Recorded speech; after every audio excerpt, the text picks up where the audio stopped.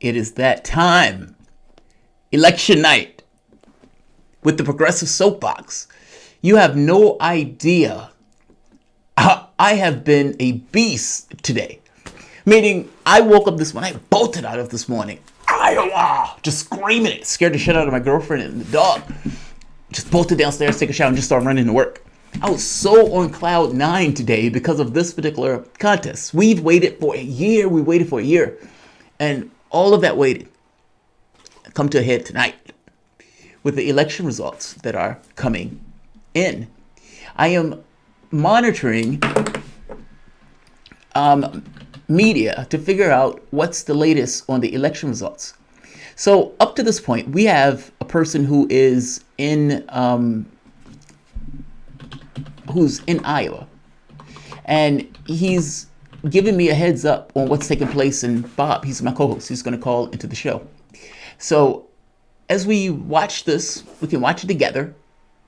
We can see the results as they roll in. Right now, MSNBC, who hates Sanders, is reporting. Let's see.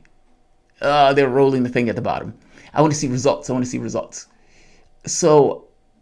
see. Let's see if The Hill has results. Okay, I don't know who this guy is.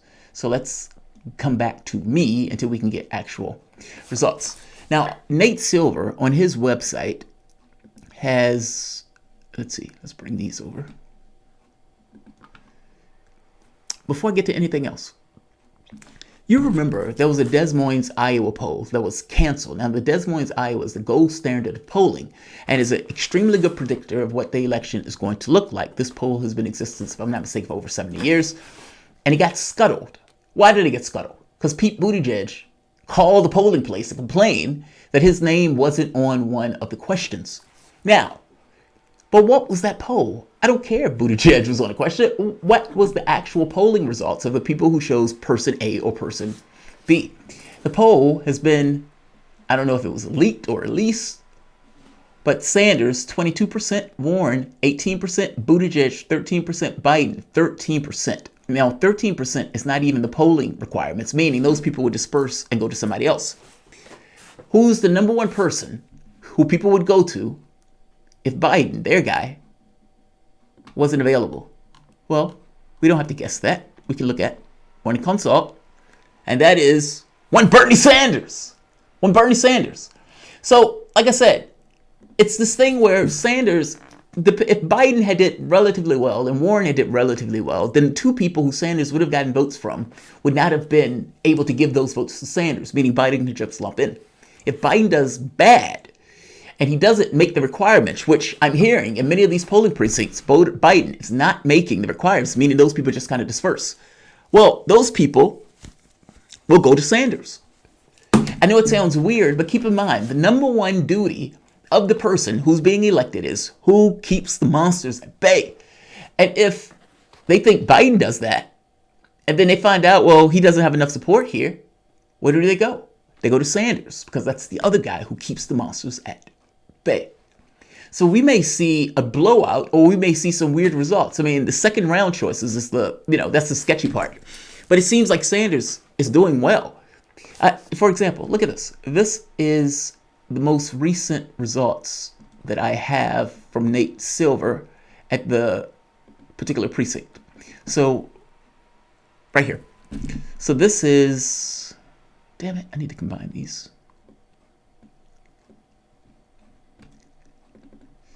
This is Grinnell College. Sanders taking 47.4%. Warren, actually a strong finish, 37.2%.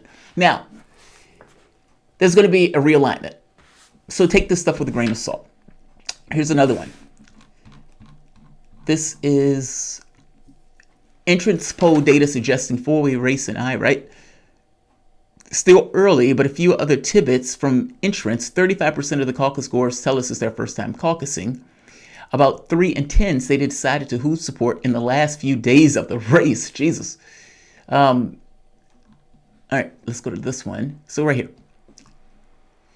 Precinct 6, Biden 2, Buttigieg 17, Warren 13 or 15, no 13, Sanders 35, Yang 8, Steyer 9. That means that everyone with the exception of Buttigieg has to realign with their vote. Now, if your name is Joe Biden, that too is going to Sanders, maybe. If you're Buttigieg, or if you're Warren, a lot of that is going to go to Buttigieg. That's why I say the second round gets really interesting in regards to how these people fold out. You may have a situation where Yang and Steyer voters go to Sanders because of climate or because he's an anti-establishment candidate. Or Yang voters can just go home. We don't know. Got to wait till the realignment. Precinct 18, Klobuchar, 13, Steyer, 6, Buttigieg, 2, Biden, 13, I believe. Warren, 20, Sanders, 37. 37. Sanders taking it with his strong masculine hands. Just ripping it away from the other contestants. But again, we don't know much here. Oh, all right. So here's the second. This must be the alignment. So what is that? Precinct 6? Yeah, Precinct 6. The second, Buttigieg 20, Warren 19, Sanders 43. Again, the second realignment. Warren was able to get a few points in the second round to get her just enough to get delegates. Buttigieg increased his by 3, but look at Sanders. Sanders increased his by what? 8? He was already dominant and he just got more dominant. And Steyer is probably Steyer. This is kind of my point with the second realignment. If Yang, Steyer, and let's say Gabbard do well in this, then for a second round vote, Sanders may do okay. If Klobuchar does well in this and Biden gets just, you may have this situation where some of these right-wing Democrats are keeping over. But right now, it's early. It is extremely, extremely early. Keep that burn going. But it's early. But this looks good. This looks good. So now, at some point, we're going to get the final delegate totals for these. But right now, it is extremely early. We don't know much in this particular race. I'm watching Nate Silver for his live analysis of this, but I want to make sure that we don't miss anything in particular. Let's see. All right. AP is now showing some final alignments. All right, what is this? All right, Iowa election results. Final alignment, Democratic Alignment Caucus. What? Democrats' Final Alignment Caucus. All right, we have Pete Buttigieg, 27%. Bernie Sanders, 23%. Joe Biden, 519%. Elizabeth Warren, 16%. Klobuchar, 16%. Unconfirmed, 0.29%. But again, this is very early in the day. And the catch is we don't necessarily know where these precincts are per se, at least not right off the bat. Meaning we have 1,765 precincts waiting to be reported. This is only 1.42% of the vote. So you see Pete Buttigieg with the lead, don't be like, oh my God. Don't do that. Don't do that. We're not there yet. Gotta fucking do the news. We're going to burn together. So let's see. All right. But let's get into other stuff while we wait on stuff to come back. Take a look at this. You're going to love this. You know, Matthews has been melting down. Chris Matthews has been melting down on his network, on his show. And as he's been melting down, it's been some of the funniest shit ever. Because Matthews, there's a scene that I played earlier where Matthews effectively went through these qualms about Bernie Sanders, and then he's like, I think Bernie Sanders is going to take the night. I was like, Chris, that's the only thing you said that I agree with you on. Now, I believe he's going to take the raw vote. The catch becomes, does he take the secondary vote? And I've been hearing some really good news at some of these places with people talking about it. So, it's going to be a long night. I will hold your hand through this long night. And we're going to endure this shit together. We're either going to celebrate or we're going to cry. One of them. Not sure which. One of those things will take place tonight. Who is this? Melissa Petrovic. Aw, thank you, Melissa. We have 302 people here. Fucking A. So let's see what people are saying. Jennifer Adams. Surprised mainstream media hasn't called it right. Hasn't called it for Warren or something yet. All right. I want to go into some of the stuff that's been being said. Let's see. All right, this is Sanders closing out a few minutes ago. All right, let me kill some of these. Don't need this. Don't need this. Don't need this. Nope. Nope. In fact, let's kill all this. All right. Let's bring him over here. I'm sorry, guys. I just got from the clinic and I made a beeline to get my ass here so we can do the news. Look at this part. This is the greatest thing ever. This is CNN covering the event.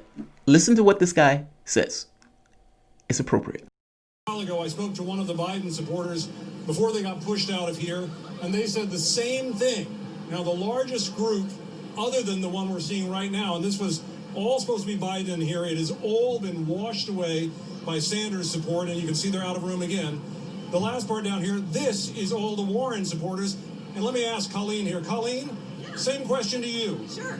If Elizabeth Warren is not the candidate, will you vote for anybody else in this room next fall? Absolutely.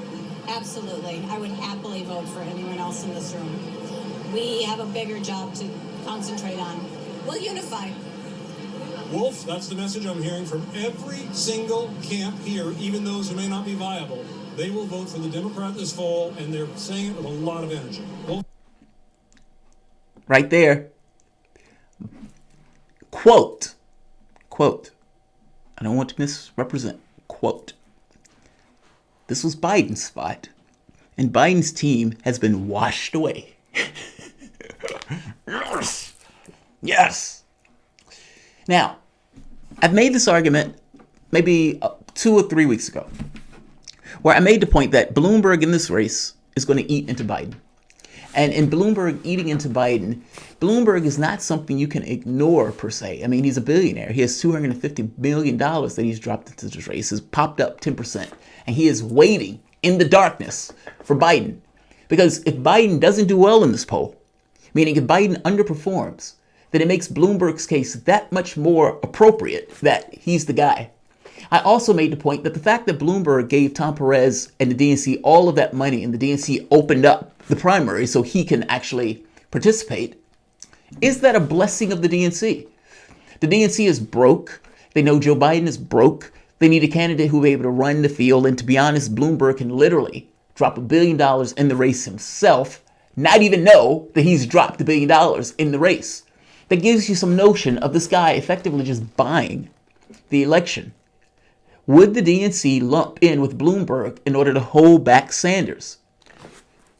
The answer is yes. The answer is clearly, of course, absolutely, entirely yes. Would Chris Matthews get behind Bloomberg? Yes, Chris Matthews would. The Democrats would choose a Republican that ran New York over a Democratic Socialist, especially if that name is Sanders. All of these Democrats have been freaking the fuck out. And all of this consternation and puckered asses and red faces, they've been flipping out. And so, all right, if you guys are flipping out and Bloomberg gets in literally with the expressed interest of stopping Sanders, Tom Perez opened that section. And Tom Perez was putting those people into the various segments of the Democratic Party that were anti-Sanders. It was the DNC that was talking about bringing superdelegates back on the first round. These are desperate actions with the very explicit interest in stopping Sanders. That is the only reason Bloomberg is in this race. Can Biden carry the burden? And if Biden can't carry the burden, by the time they get to, let's say, the 4th state, in which Bloomberg is now running in this race, Bloomberg is betting that Biden flames out. And if that's true, which it may actually be true, especially if Biden has a horrible showing here, can you imagine the guy who's supposed to be most electable not getting the 15% necessary to get any delegates? What does his donor say after something like that, after a showing like that? Bloomberg is waiting in the wings with the notion that Joe Biden can't carry the burden. If my name is Bernie Sanders, I am doing videos, I am going after Bloomberg, trying to cast him in a particular image where you can control the narrative from jump. Because you haven't had the opportunity to hit him yet. You haven't even had the opportunity to get into that particular state yet. But if you, frontrunner, especially if you in Iowa, start screaming about the billionaire that is trying to buy the election, cast that image now.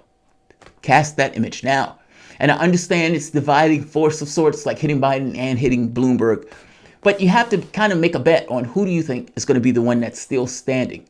And if the person who's still standing is Bloomberg and he has $1 billion to spend and he's been spending that money on these stupid fucking ads, essentially trying to coat himself in a particular image, you have to deal with that. Now, personally, this is one of the most profound and amazing sociological experiments that I think we've ever come across. Socialists running against an oligarch. Wow. Is manpower really more important than the dollars being spent? Yay or nay? This is going to be a fascinating race either way. The catch here is if Joe Biden doesn't go anywhere, Joe Biden can say, yeah, fuck you, I'm staying in this race. Then Bloomberg and Biden would just eat into each other. State after state after state. Effectively, the thing that Bloomberg got in the race to effectively steal, he ends up hurting himself, allowing the other guy to take it. This is a fascinating race. I'm sorry, this is an amazingly fascinating race. Because all of these forces are aligned to stop Sanders. They have one explicit interest. Stop that socialist from getting through the results. Beginning, end of it. Here's another one. This is Sanders' crew doing their Medicare for All thing. Medicare for all!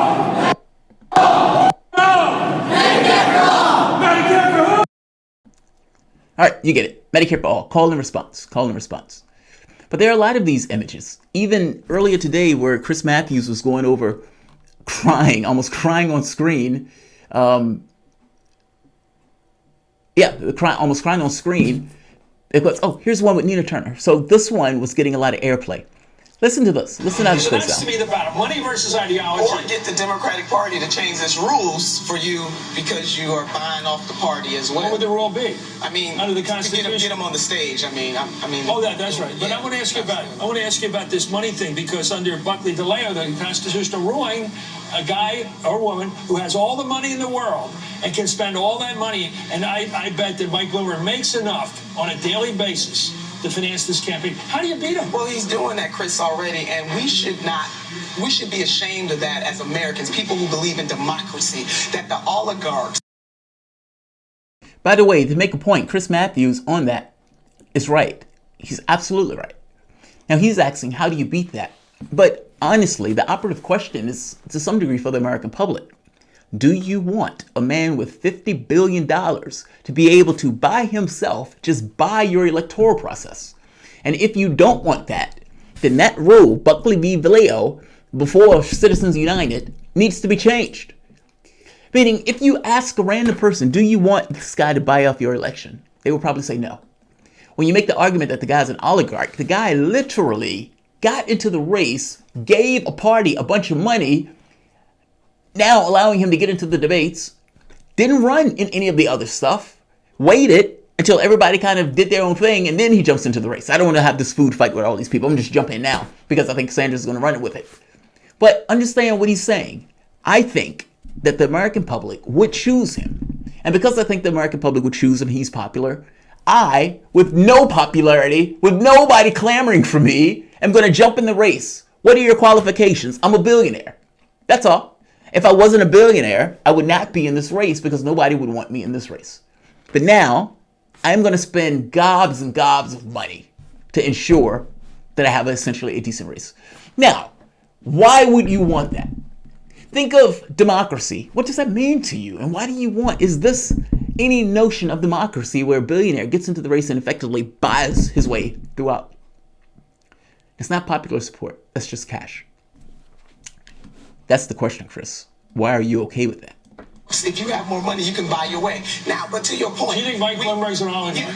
Come on. He is. I mean, he's not. He skipped Iowa. Iowans should be insulted. Not going to New Hampshire, buying his way into this race. Period. The DNC changed its rules. They didn't change it for Senator Harris. They wouldn't change it for Senator Booker. They didn't change it for Secretary Castro. They changed it. Did he buy his way into the debates? Absolutely, he did, and it is a stain on democracy. But back to your point, money can. Yes, he did. Literal terms.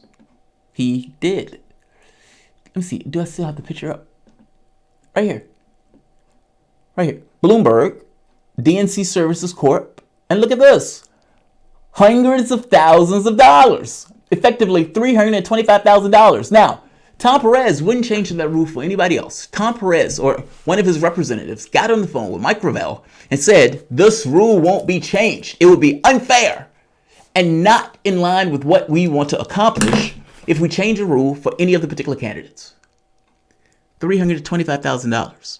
And then all of a sudden, like magic, that thing that was etched in granite and cased in gold and platinum, not so much. Did he buy that? Do I know as a flat fact? I can't say I know as a flat fact, but does it pass the sniff test? Hell no, it doesn't pass the sniff test. Any random rational human being can look at that and says, wow, they changed their rules after you got the cash. Her making the point of him being an oligarch is a flat fact. What do you think oligarchs are? Do you honestly believe that oligarchs are only Russians? That only Russians can be oligarchs? No.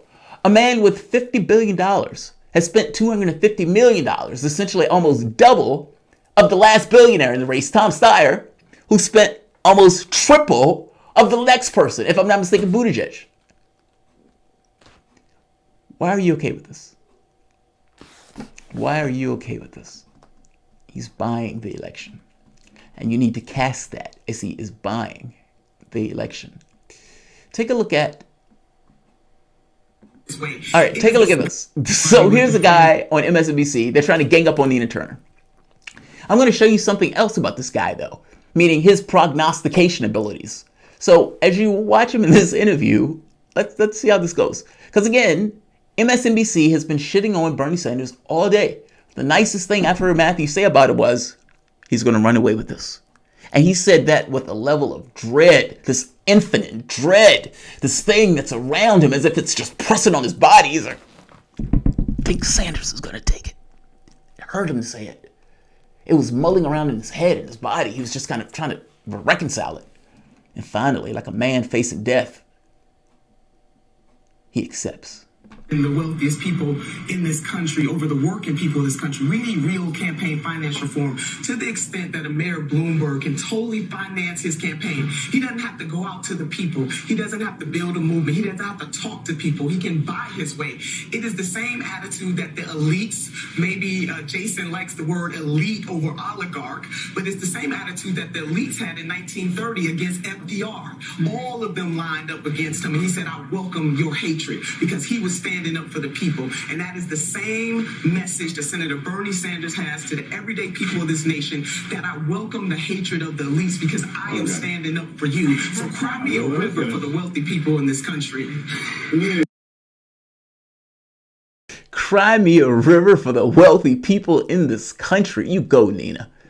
I've said on more than one occasion, I want Nina to be the hype woman at my funeral. I'm just so you know the quantity that she's arguing with. This is the guy. This is him. I think it was like last year or so. Take a listen to the same guy that she's arguing with. And make your judgments on whether or not you want to hear anything this guy is about to say. Bernie Sanders. This seems to, I mean, if you were to create the worst possible 3-week period for his presidential campaign, it would be the launch of the person you share the most ideological space with, Elizabeth Warren, and the fact you've had to defend yourself against the perception that your supporters are very anti-woman. He's done. And I was really? Yeah, you think he's done? I think he's done. I was literally having this discussion with a good contact of mine who's on the campaign. I was like, I see Bernie Sanders launching his campaign and by August realizing he won't be in the top 5 in Iowa and dropping out. I don't. Now. How does he have a job? How does he keep his job?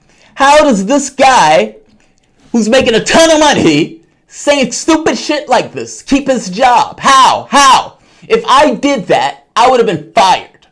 I would have been outright fired. He is prognosticating that Bernie Sanders, the guy who's about to take Iowa, will be out by August. And guess what? They still employ him. He's still employed. And not just still employed, they have him talking to Miss Nina Turner. How do you get to talk to Miss Nina Turner after saying some stupid shit like that? I guess my point is, how does he keep his job saying something like that? How? And why are you so self-confident? Why are you even still here?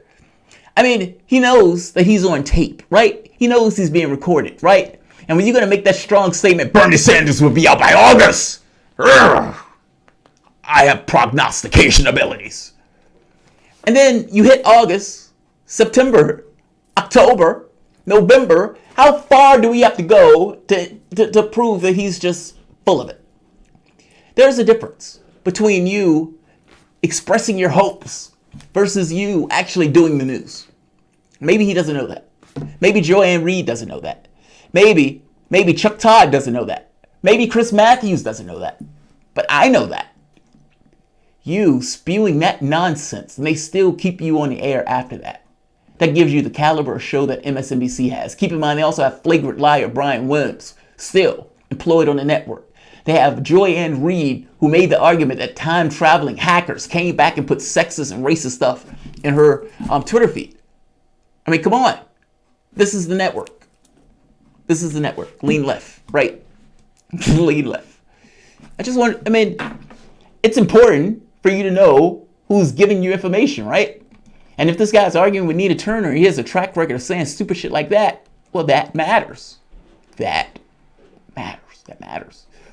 Let's see. All right, I want to see if there are any new results. Let's go to the AP.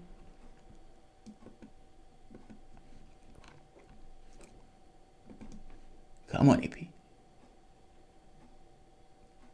Still 1.7% reporting, but Sanders looks like he's inched up.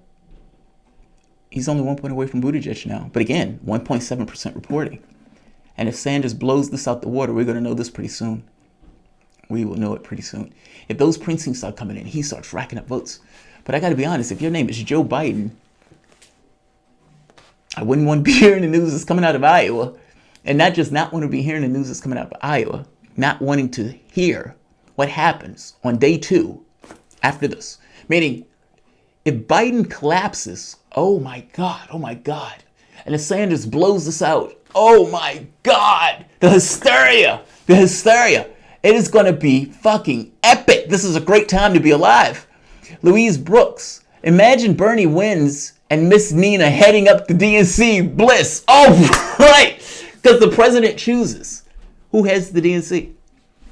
Oh, Miss Turner, if you're nasty. I love it. Creative experiments. Jamal, you and your Bernie fandom is clueless. It's pathetic. Uh-oh, a hater. If they can fake a Syrian gas attack, they can force Bernie loss. Foolish. Well, we will see. We will see. You could absolutely be right. And you can also absolutely be entirely wrong. We will see. But I want an apology, sir, if Bernie Sanders wins this. A long apology. Heartfelt, thought out, full-throated. I apologize with you and your prognostication abilities.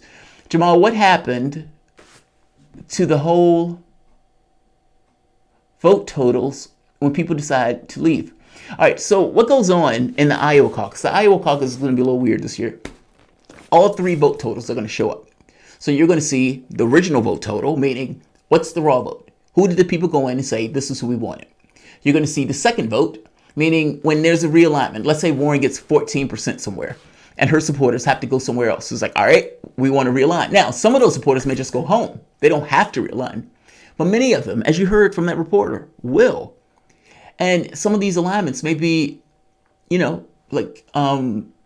atypical. It may be something that doesn't necessarily entirely make sense on its face. But again, people aren't entirely looking at politics in the way that we are. They have all sorts of reasons for choosing candidates, some of which boggles the mind in this kind of mystical space. So again, with Iowa, you just have to kind of see the final results. But if Sanders wins the first raw vote, which I am betting that Sanders wins the raw vote. But the catch becomes, what's the secondary vote? And you're going to see all 3. The raw vote, the secondary vote, and the final totals. Meaning you're going to get to know who won the first vote, what was the realignments like, and what was the actual final delegate total at the very end. It's fascinating, right? It's fascinating. This is the first time a candidate has been financed by the people, a lot of people hungry for change. Yes, Kelly Hudson, yes. I mean, that's literally it, right? You have I think, part of my excitement, I think, has to do with, A, having a dog in the hunt, but also, for the first time, there's a candidate where you're looking at, you're like, the guy means it. He means it. Through and through, he means it. I don't have a second thought about it. He means it. Whether he can accomplish it or not, he means it. And you take the second thing of, he's not hiding the ball. He's telling you exactly what he wants to do. I want to get rid of private healthcare, have a governmental healthcare system. Everybody gets healthcare, cradle to grave. We're Americans. We can put a man on the goddamn moon. We can make sure people have healthcare. And the public says, all right, fair enough. All right, we tried Obamacare. We tried Trump care. We tried not doing anything. Give the socialists a try. And then you look at college. The catch here is, materialistically, he is benefiting you, even the people who aren't voting for him. The policies that he's trying to implement and put through is effectively materially benefiting the people who are voting for him. Meaning, this is not the situation where the rich usually puts their money behind a particular candidate and because that candidate is going to give them kickbacks and everything else. This is the opposite of that. This is a government that is supposed to work at the behest of the public, actually having somebody who wants to work at the behest of the public. That's new. That is not in my lifetime. I have never seen anything like that. So that blows my mind to some degree. And you have other people, I would imagine, who are like me, who said the same thing. I've never seen that in my lifetime. This guy's going to materially benefit my own situation. All of these people take office. None of the stuff affects me materially. I still have college debt. I still have medical debt. I still have and they disengage from the political process. Why am I going to be engaged in the process? Why am I going to get hyped up if none of this shit matters to me? And then you have a guy that says, no, the policies I'm going to put through are going to matter to you. You're going to pay less for drugs and prescriptions. You're going to pay less for your health care. If you've been smoking pot, congratulations, you're legal. We're going to have a bong hit on the White House lawn. Your records are going to be expunged. Like, you're talking about radical change across the board. And the public, who's been screaming for that, thought they were going to get that in Obama, gets it in him. Yeah, the public gets engaged in that. That's something that the public feels. It digs into him in a way. So I can totally understand why people would support him, especially people who are like making under $100,000 or under $50,000. And it's like, this guy, he seems like the real deal. Yeah, he gets my support. And not just my support, enthusiastic support, because it indeed affects them. It's just, yeah, man. Just saying. Let's see. Let's go with who else is going on. I'm trying to see the results. The Biden team being washed away is the funniest thing in the world to me. Let's see. Iowa. And let's see if Bob is called. Because I think...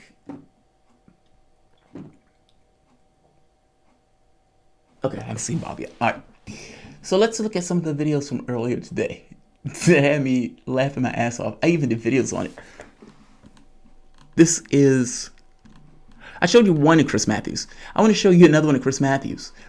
By the way, Ro Khanna was caught getting a guy, this guy, to change his vote from Buttigieg to Sanders. Ro Khanna, changing one voter at a time. You do it, Ro. Do your thing, Ro. Do your thing. Do your thing. All right, here's another one. I showed you some of the polls, so you've seen that. And they've been hitting Sanders all day. Chris Matthews has been like freaking out entirely. Joe Biden has continued to melt down. He's continued to melt down. Listen to this. Like, you just can't do that and tell me this guy is more electable. Oh, where's the video? Where's the video?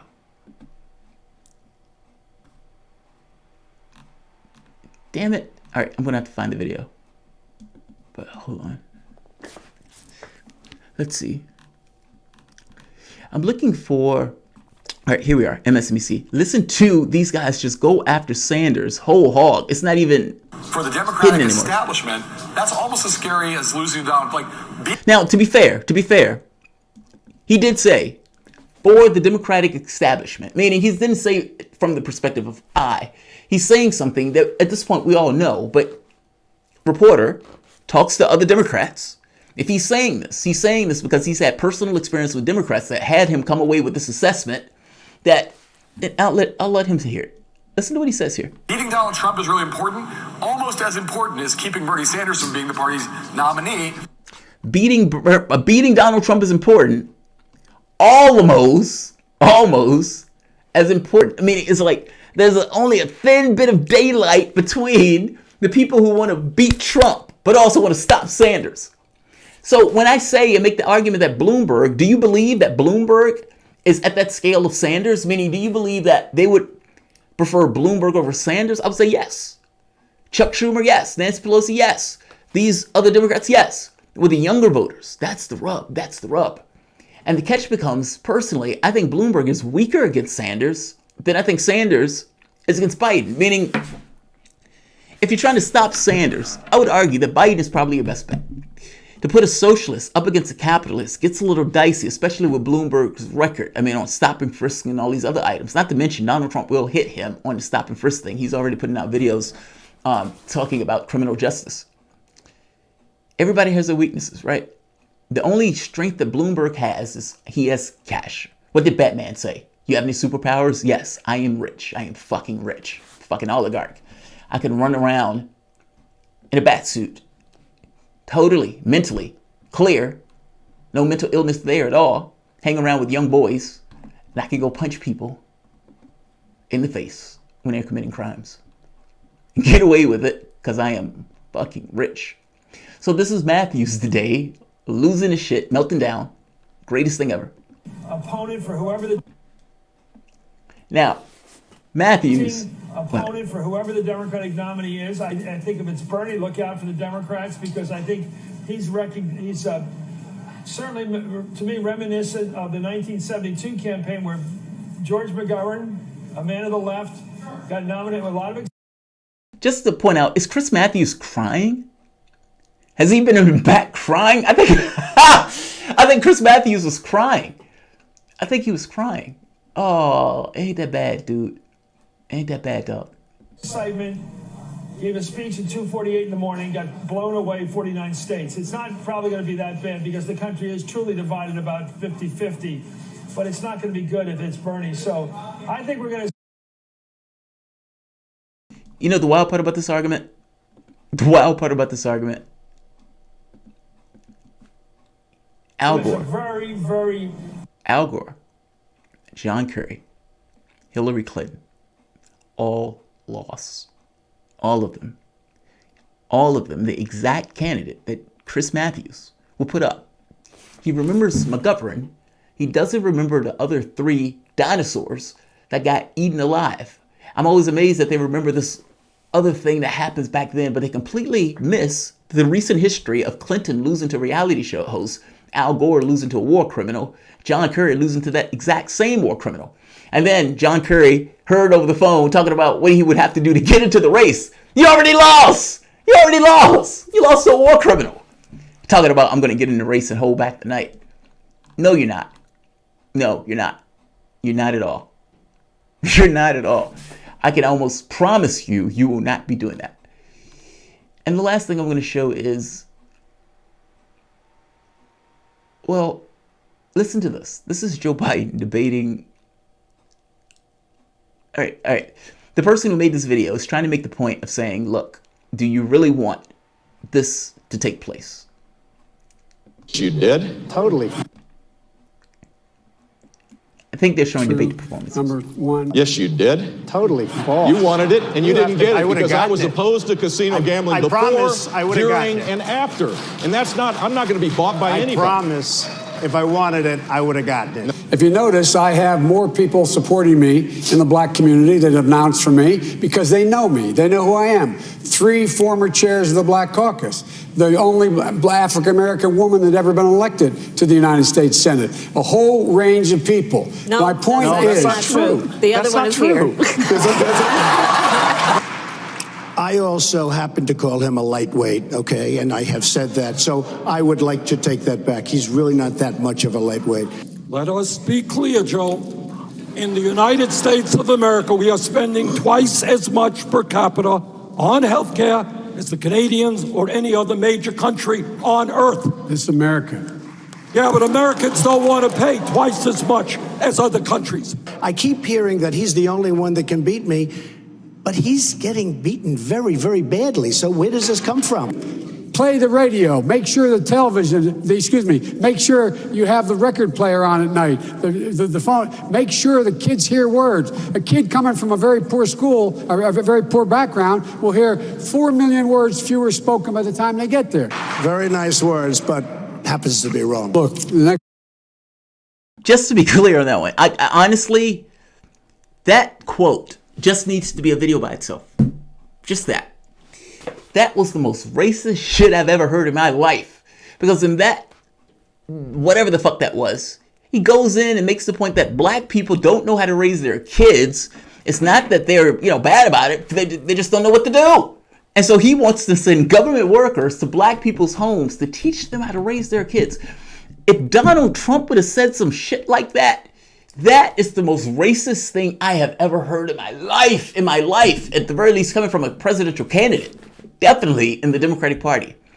Early on, he was arguing states' rights against Kamala Harris. I hope you understand what I mean. States' rights is this, a state's rights to do what? Typically own slaves. He's going to get bullied. You might be a Joe Biden fan. Accept this with love. And as a wake-up call, he will get bullied. The next president of the United States can have to do two things. Defeat Donald Trump. That's number one. And number two, it's going to have to be able to go into states like Georgia and North Carolina and other places and get a Senate majority. You're having a hard time tonight. The Trans-Pacific, if you look at the TPP, a total disaster. Well, we're either going to make the policy or China's going to make the rules of the road. I did not support the war in Iraq. 2002. That is a mainstream media nonsense put out by her because she, frankly, I think the best person in her campaign is mainstream media. I have much better judgment than she does. I should have never voted to give Bush the authority to go in and do what he said he was going to do. Is that the guy you would have put up? That's going to be a sad day, dog. This is going to be a sad day. Oh, here's another one. Look at this.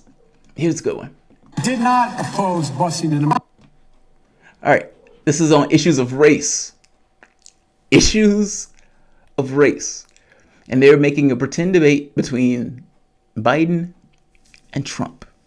Not oppose busing in America. What I opposed is busing ordered by the Department of Education. I did not praise racist. That is not true. Number one. Number two, if we want to have this campaign litigated on who supports civil rights and whether I did or not, I'm happy to do that. In a conversation about how to deal with segregation in schools back in 1975, you told a reporter, I don't feel responsible for the sins of my father and grandfather. I feel responsible for what the situation is today. And I'll be damned if I feel responsible to pay for what happened 300 years ago. What responsibility do you think that Americans need to take to repair the legacy of slavery in our country? Well, they have to deal with look, there is institutional segregation in this country. I come out of the black community in terms of my support. It's not that they don't want to help. They don't know quite what to do. Play the radio. Make sure the television, make sure you have the record player on at night, the phone. Make sure the kids hear words. A kid coming from a very poor school, a very poor background, will hear 4 million words fewer spoken by the time they get there. I'd just like to respond. Please respond, then I've got to follow up. Look, the community within the inner cities has been so badly treated. They've been abused and used in order to get votes by Democrat politicians. They've controlled these communities for up to 100 years. Mr. Trump. Excuse me, as the Vice President of the United States, I work with a man who, in fact, we work very hard to see to it we dealt with these issues in a major, major way. All he's done is talk to the African Americans and to the Latinos. But they get the vote, and then they come back, they say, we'll see you in 4 years. I do want to bring up the fact that you were the one that brought up the word predator about young black youth. I think it was a terrible thing to say. And I've met some of the greatest people I'll ever meet within these communities, and they are very, very upset with what their politicians have told them and what their politicians have done. Look, everything I've done in my career. The wild part about this is what Trump would hit him on is the crime bill. That's what Trump would hit him on. None of the stuff. I mean, you can make the thing of Joe Biden has a hard time articulating his point. But the punches, the jabs that Trump will be hitting him with over and over and over again, having $100,000 blasted out there would be, he supported the crime bill. I'm getting blacks out of prison. He was putting them in. Very simple message. When he gets on the debate stage, he will say the exact same thing. And you know what Joe Biden has to say? He has to suck it, because it's absolutely and entirely true. Meaning he has so many weaknesses that Trump doesn't have to lie to hit him. Even the Social Security thing. I mean, you can make the case that says, yeah, Trump is going to cut. You found this video of Trump saying he's going to cut. He's going to point to you and say for the entirety of his career, he has been trying to cut Social Security. And Trump can say, look, I'm not going to touch it. But do you believe that guy's going to touch it? I mean, he inoculates himself just based on Joe Biden's record. So I don't think the debate is going to turn out like this. I actually think it will be worse, believe it or not. Especially if they are getting like right-wing questions and these type of framings. Trump is not going to get the black vote. He doesn't need to. If he pulls 5%, 10%, I mean, that's eating into Biden's numbers. I think he is the worst candidate to put up. I just do. All right, here's a total display. Sanders, 26.29%. Buttigieg still at 26.62%. So we are probably going to be rocking here for a while. Dilia 357, his job is to be blackface to counter other blacks. His job is to be a black face to counter other blacks. I'm assuming you're talking about Obama or one of the other Democrats that typically be trying to shuck and jive for the black vote. And then, like Trump said, come back 4 years. That attack still works. Biden's MRI is probably fucked up. Yeah, he had a hard time articulating his point on that. So I agree with you on that front. I totally agree with you on that front. All right, let me do a search. I'm trying to find somewhere where I can get up-to-date polling data. AP seems to be given the thing, but again, we don't know the precincts, meaning we don't know where they're coming from. And so we have to take that stuff to some degree with a grain of salt. Not to mention it's only like 1% that's been reported up to this point. So let's do this. I'm going to pause this for a bit, and I'm going to be back. And I'll give something cool to look at, but give me like 5 minutes to... What am I looking for?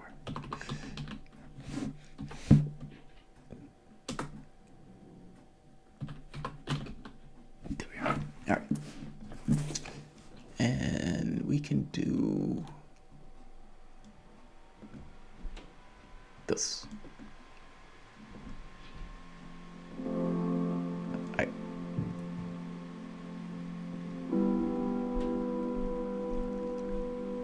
All right, I will be back momentarily. If you guys have, you'll see what I mean. Yeah, you'll be okay.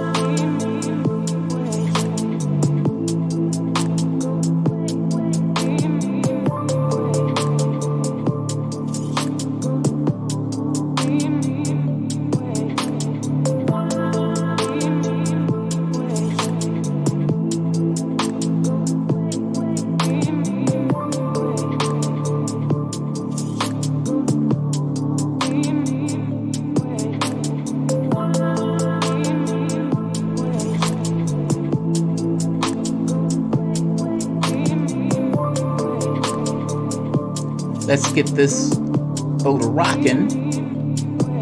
If I can find, let's make it noise. There we are. All right, so apparently the results are being delayed. There's a delay in the results, and the campaigns are apparently getting slightly freaked out by the delay in the results. And so what you've been seeing has been stuff that either reporters or campaigns have been leaking. As you see, they said the results are going to be ready at like 10 o'clock. We're well past 10 o'clock Eastern time. And this is still frozen at 1.76% reporting and these results. So this is kind of just one of those things we're in a holding pattern until they resolve the result issue. So let's see. Malarkey and dog. Malarkey. Record player phone is a new technology. I know, according to him, Buttigieg could never beat Trump. Well, that's the interesting part, right? I mean, I don't think Buttigieg can beat Trump either, but I have to be honest, I don't think Warren can beat Trump. And initially, I thought Biden would stand a pretty decent chance against him. I don't buy that now. I don't buy that at all now. After seeing Biden in these last debates, and I mean, not being able to articulate his words, forgetting stuff. I mean, at a certain point, you question whether or not that's the guy you want to put up to go against Trump. The guy who can't raise money, who don't necessarily have people stomping for him. And at the Iowa event, Biden's issue, and this is somewhat of a weakness at a caucus, at an election less so. If you have older elderly support, let's say your support base is 64 to 150, they're not stomping for you. Like the 60, 70-year-old guy typically is not going to be out bustling it up at a caucus for 5-6 hours. Meaning that demographic, whereas it may be okay, let's say in New Hampshire, or let's say in some other state that has a regular election, not a strength in Iowa. Also, there's been a lot of talk about Joe Biden's ground game in Iowa, saying that it's not necessarily up to task. And because this is not up to task, and you have Sanders and his people who are just, on fire, well, you get somewhat of a disparity between the two. Now, the interesting thing is Buttigieg. Buttigieg seems to be at the 1% mark, going strong at the 1% mark. But we're going to have to see what that looks like as it continues into the night. But we will see. I'm trying to find somewhere else that may have live polling results. Okay, here we are. Let's see. A friend of the show, Michael Brooks. All right, so I'm looking to see if they have any additional information that I don't have. And right now, I am not seeing anything that I don't have. And the last thing I've seen, like I've said, is that the election, they're late with the results. Why? Why are they late with the results? This is excruciating. Look, take your bong hits. Take your bong hits. Get your chill music on. Just kind of sit back. And, we can talk. We can shoot the shit while we're waiting on the information to come back. I am waiting on Bob to call me. I can talk now if you want. Sorry, it took a while to get my friends. All right. Okay. All right, so I'm going to bring Bob on to Skype. And hopefully we can make this work the way it's supposed to work. So let's pull up my Skype account. Now, Bob is there on the scene in Iowa, and he can give feedback on what he's been noticing and what he's been seeing at the location. And seeing that it's firsthand information, it's just better as opposed to us talking about it. So let's see. All right. So I am live.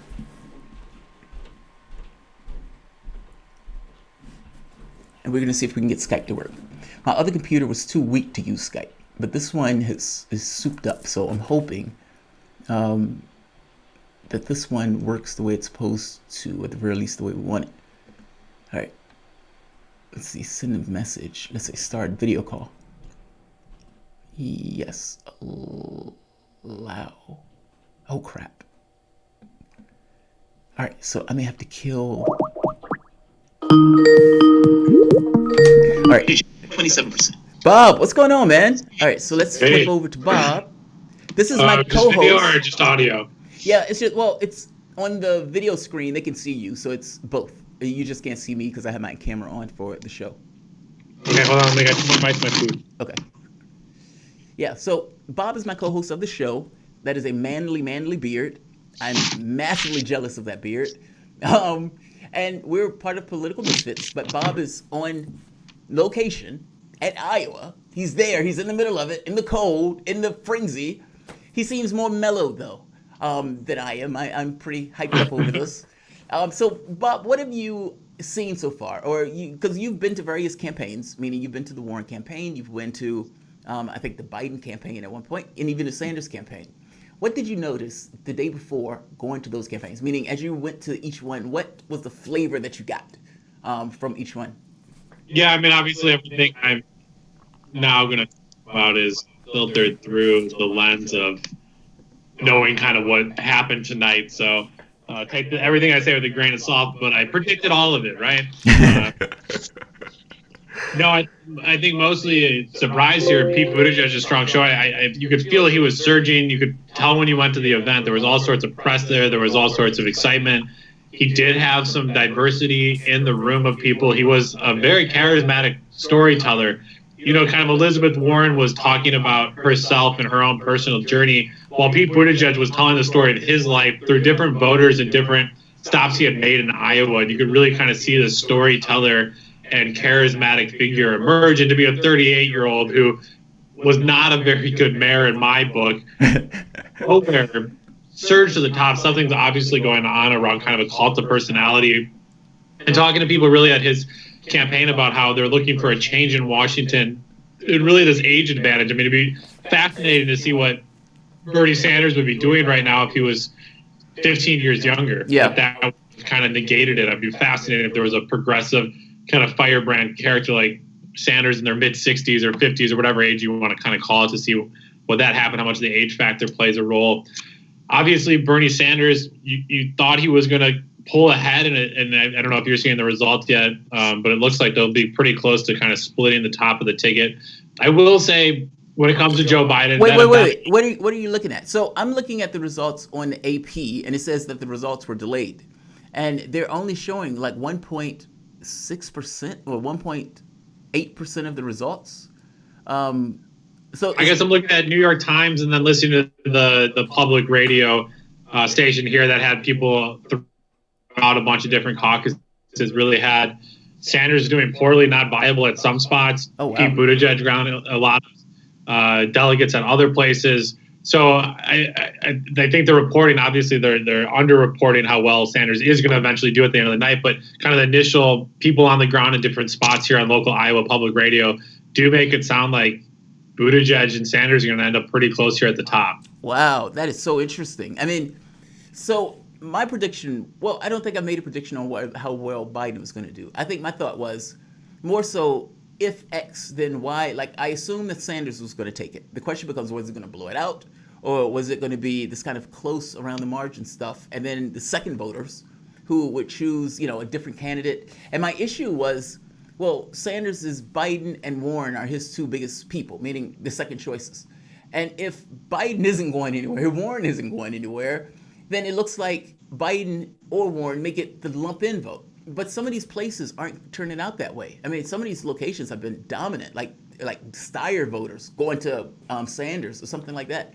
I will be really interested to see the end results of who went to where, like the second choice and those type of things, to see what it was in the beginning and then what it flipped over.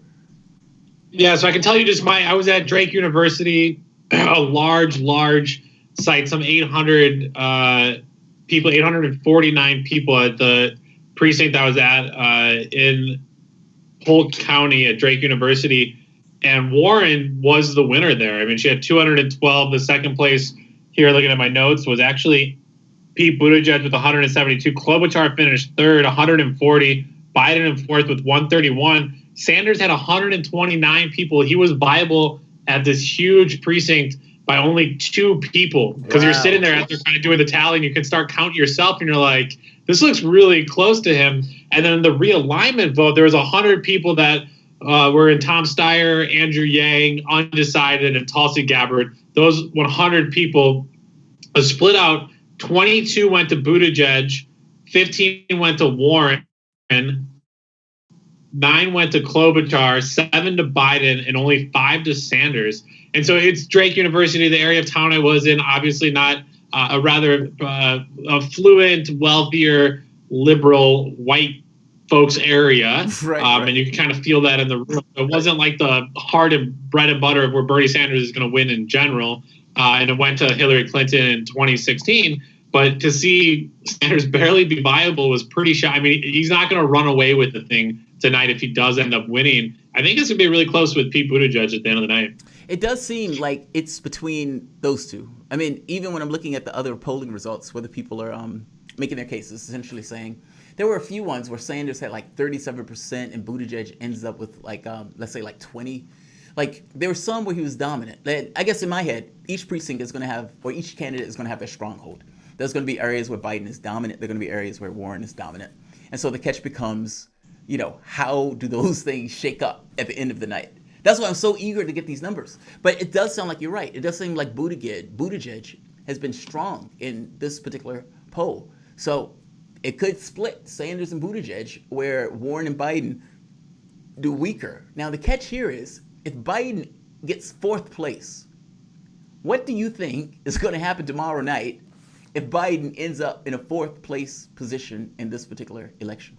Yeah, and he's obviously slowed way down with his finances. I mean, obviously he'll make it to New Hampshire. They'll have another debate this week, but if that's not the main question out of the moderators' forums, it's not going to be a good night for him. I mean, people were surprised he made it this far, and then obviously these first results come in. A 4th place finish, not good at all. It'd be interesting to see if Amy Klobuchar finishes in 5th. Do you think that gives her enough credibility to say, look, people the last 2 weeks that were undecided broke to me, and I'm actually in 5th place but gaining momentum? I think I would rather be an Amy Klobuchar in 5th place than a Joe Biden in 4th place. Yeah, I agree with you. A Joe Biden in 4th place. I know it sounds weird to say, well, look, her being in 5th place is a stronger position than Biden being in 4th. But the catch here is Biden was a front runner at one point.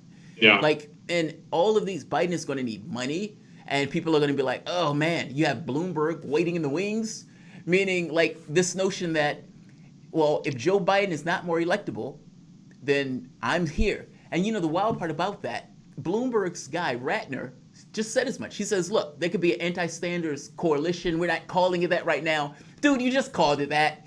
And it's like, and Bloomberg can play a part in that, meaning he's only in it to stop Sanders. So you have this weird situation where if Biden ends up in 4th, then Biden, to some degree, knows Bloomberg is out there. If he goes in New Hampshire and gets skunked again, like, because in New Hampshire, Sanders is like by 20 points. Now the catch becomes Nevada. If he is weak in Nevada, Biden is done. I mean, the moment that Bloomberg gets into the race, you're going to have the situation where both of them are feeding off each other. One is going to eat the other one. And I have to be honest, it's probably going to be Biden getting eaten in that mix. I just don't see, like, the Hunter Biden stuff, the Social Security stuff, all that stuff has eaten into his numbers with this stuff. And so now you have this weird situation where Bloomberg has effectively jumped into the race because he doesn't believe Joe Biden can carry it, and he wants to stop Sanders. Yeah, and Joe Biden, and again, this is obviously, I said this yesterday at least, so I can repeat it without being biased by knowing some of these results here. His event was weird, man. And talking to other people that press that were there, I mean, his focus on, I can beat Donald Trump, I got to take on Donald Trump, this whole idea that the message people, nothing about the kitchen table issues. So he's just simply running on not being Donald Trump. He started off the rally with the Pledge of Allegiance, and then the first person they turn to is Barack Obama in a campaign ad in these tiny TV screens. Who's asking people to look at TV screens in a huge in a big auditorium at a campaign rally? It just, everything about it was weird. Tom Vilsack was there. You have Bill Nelson in the audience, Chris Dodd in the audience, John Kerry waving from the sideline, pretending that he didn't just try to jump back into the Democratic primary. It's just, all of it felt just weird. And so by no means, I mean, it was funny because there's a guy in front of me texting a friend that the vibe and energy is great here. And you're looking around and you're like, this is bizarre. There's almost as many press here as there are supporters of Joe Biden. If Joe Biden was a front runner, it's the smallest of all of the campaign rallies I had been to that day. It's not a surprise to see where the turnout is with Joe Biden, at least today, after seeing that yesterday. Wow, that's brutal, man. That is brutal. Bob, thank you for this update, man. I really do appreciate it. I know it's 10 o'clock there, so it's not too late. Yes, no, it's earlier here than where you are. Yeah, so. it is. It's like 11 o'clock here, so I'm looking at the clock. Yeah. No, dude, I really do appreciate it. So I would imagine it is an interesting experience to be able to be on ground level for this particular campaign, especially in Iowa, and all of it starts. And you get to get the feel of the campaigns. You get to see how these campaigns are dealing with the stress of all this stuff. And yeah, I agree with you. It does seem that Buttigieg is doing well. And I mean, my argument was that Buttigieg does bad in this, pack it up. Like this state and New Hampshire are his two best states. And if you don't show well in these two states, call it a day. I'm not surprised he's doing well. I'm surprised Warren is doing as well. I thought Warren was really backsliding. She's having a better night in these earlier results than I thought. But Pete Buttigieg talking to just random people and a lot of young people that, it's one of those things where, yeah, we like Sanders, the free college stuff, the Medicaid for all, that stuff would be great. But I don't think there's any way we could do it. We need somebody that's a little bit kind of slowly, moderate getting there, which is a horrible argument. It makes no sense.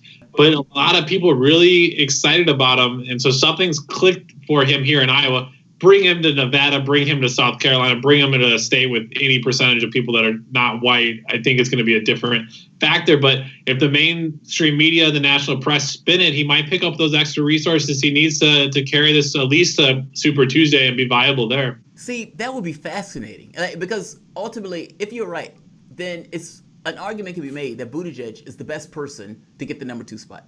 Meaning, like, if your name is Bernie Sanders and you know that when Buttigieg goes to South Carolina, when Buttigieg goes to these southern states like Georgia and whatnot, he is going to get bullied. Like, you can't get 2% of the black vote in Georgia and win. And you can't get, like, you know what I mean? Like, he would have to get some kind of massive switch in regards to the way people were seeing him. Or, and the catch here is, every vote that Buttigieg gets is a vote that Joe Biden is not getting.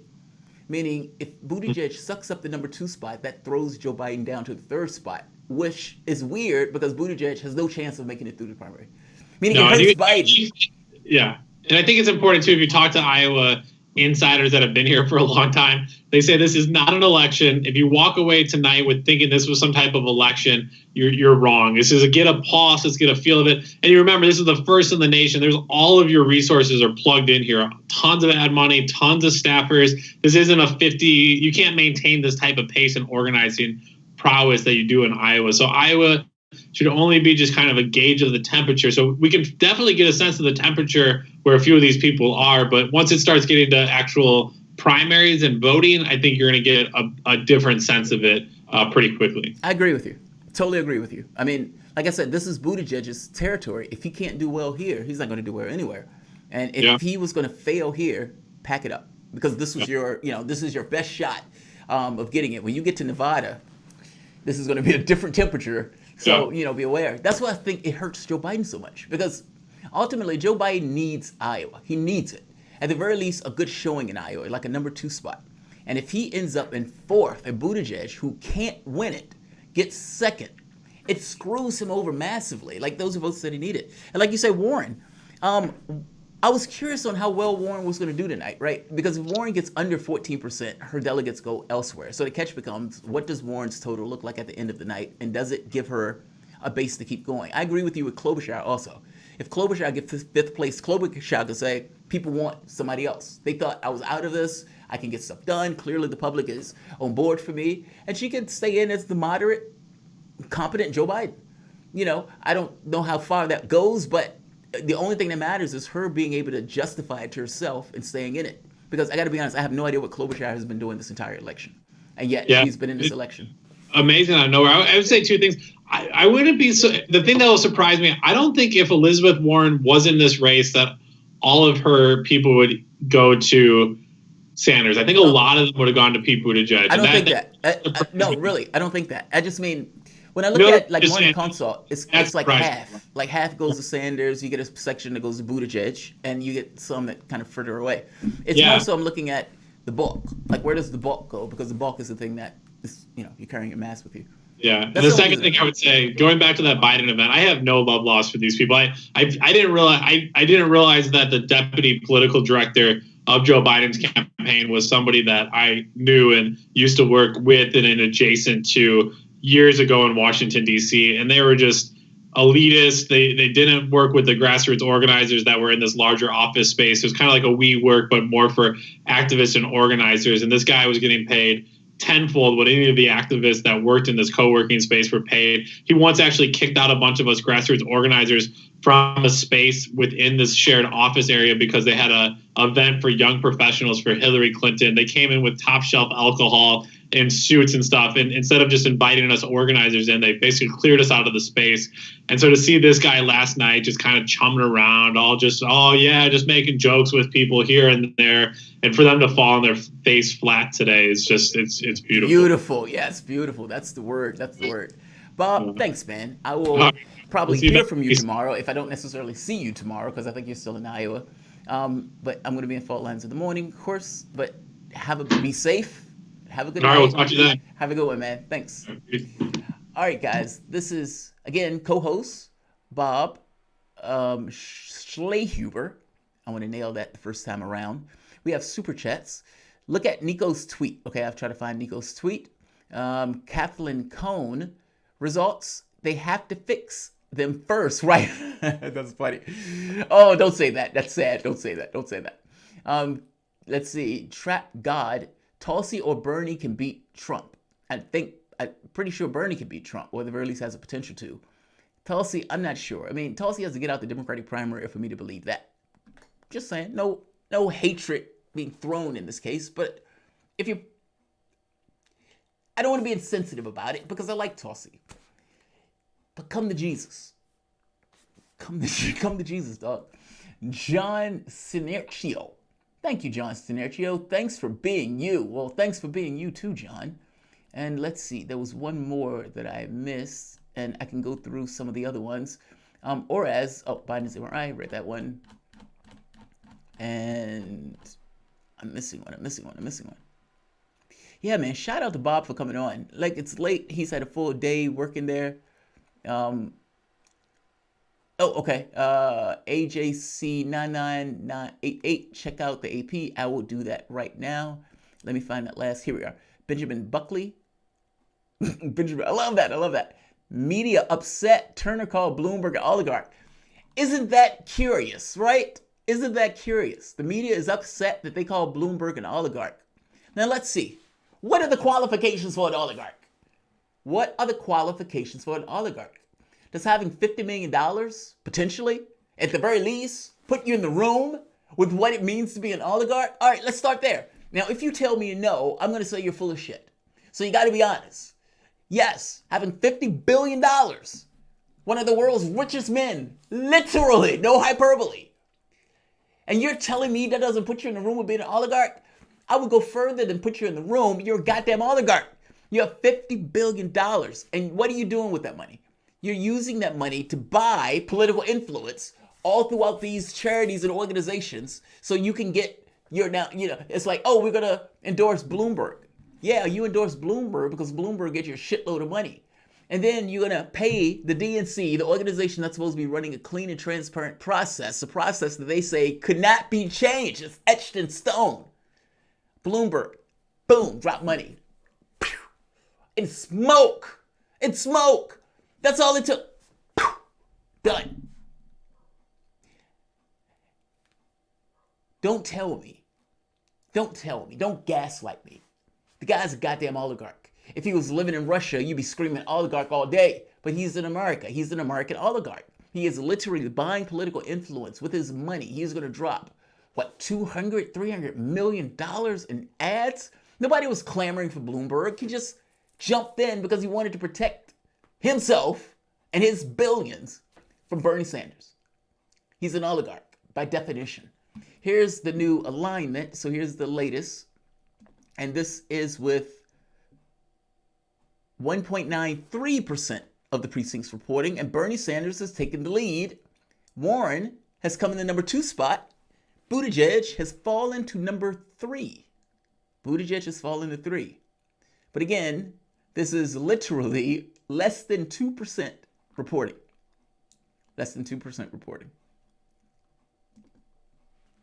Oh, I'm so excited. I was one of the elections I did when we were in Barcelona. My wife helped me with these. Now, the catch here is we were in a room about the size of not even a full bedroom. That was our apartment. Oh, that was our hotel room. Now, this sucks because I have the show to do, which means I have to figure out how to negotiate the space in the room in order to do my show while my wife also has to negotiate the space in the room to do her work. The night that they had that particular election, we were following the election. She was helping me out with that. And because they didn't have, like, the Wi-Fi wasn't strong enough to support the channel, I had to go and get a Wi-Fi chip for my Huawei, which they only had, like, I think it was like 2-3 hour limits, meaning I kept hitting my limit in my chip. That was the last one I remember doing. It's fucking exciting. Wow, look at Biden. Yeah, Biden is not faring well in this. He's not faring well in this at all. Look at this. Jesus Christ, Klobuchar! If Biden, oh man. Prediction.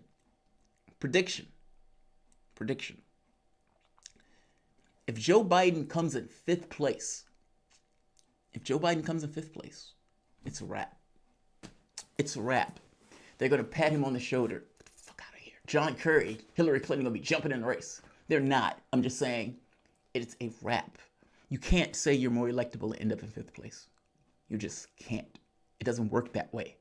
That more electable argument doesn't work that way. I'm sorry. And you can't even make the argument, well, there are not enough black people in Iowa for me to win that. Is that the argument you want to make? Is that really the argument you want to make? There's not enough black people in the state. I hate to tell him, black people only make up 13% of the population. If you are living on that black vote, you're going to lose. Especially if the other guy is getting the Hispanic vote that makes up, 14, 15%. God, I hope Joe Biden takes an L. You have no idea. And believe it or not, no, I would prefer Warren to be further down. My reasoning has to do with Buttigieg, if Buttigieg takes 2nd place, I don't care. Buttigieg is not going to make it through the primaries. Every space that he takes in Iowa and New Hampshire is effectively a wasted space. It's delegates for no ends, apparent ends, because he's not going to make it through the primaries. So you may end up with this weird spot where if Buttigieg takes 2nd in Iowa and New Hampshire, he will go to Nevada, he will go to a few states, but he's going to states where he was just a placeholder, taking those spots from Warren and Biden, pushing them down to 3rd and 4th. If Warren ends up in 3rd place, then at the very least, she can't make the argument it's a strong 3rd. She just loses. If Biden ends up in 4th and 5th place, same thing for him. You can't be a front runner and end up in 5th place, especially if Klobuchar is eating his lunch. This is fascinating. This is utterly fascinating. So finally, the results are coming out. Let's see if they've updated. 1.93 still the same. All right, we're going to keep an eye on that. We're going to keep an eye on that. So let's see, what else can we talk about? I'm pretty sure there's all sorts of stuff. Results, 2% reporting. Yep, just 2% reporting. A slow waddling disaster. Somebody's showing my my video. All right, let's come on. I'm checking to see what else is out there.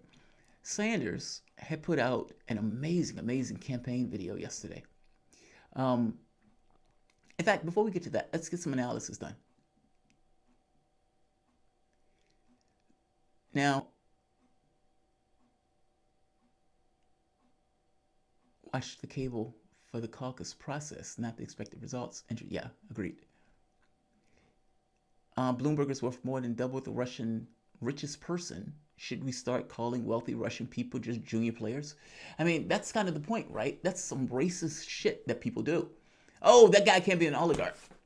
So Russians can be oligarchs. Yes. Why? Do tell me. Explain to me. Pretend I'm a child and explain to me how a Russian can be an oligarch, but an American can't be. Well, they have political influence. He's in a fucking race. He bought his way into the race. Nobody was looking for him to get into that race. He bought his way into that race. Explain to me, how on earth do we have these Russian oligarchs that they will throw out in a heartbeat? Russian oligarchs. All right. But if Bloomberg has double the cash as the richest Russian, Why can't we call Bloomberg an oligarch? Talking about fucking gaslighting. This is why mainstream media is so discredited. Any person worth their salt, rational actor. Now, you may have a lot of people that are brainwashed, that are like, hey, Nina Turner called Bloomberg an oligarch. It's like, whoa. Now, the catch becomes, do those people use the term oligarch for anybody else? And wildly enough, I would not be surprised if they do. I had a friend of mine, Danny. I was watching Religulous, Bill Maher. She's uber religious. And there, Bill Maher is ragging on, I think it was like the Scientology or something like that, or one of these other religions. She's in there laughing her ass off. I can't believe they believe that. She's flipping out laughing. It's the funniest thing ever. He gets to Jesus. Laughing stops. Now, rational actor looks at this and says, that God over there that you were laughing at is equivalent to your God that you don't think is funny. Both of these things are made out of air. It's not saying God doesn't exist. It's saying you can't prove it. And not just you can't prove it, you can't substantiate it, at the very least not to any more than this guy. So why is this guy funny but your guy's not? It's just being honest. Like, I remember having a friend of mine who made the point of saying, she's extremely bright, and I was engaging her in this thing, but you can't know that.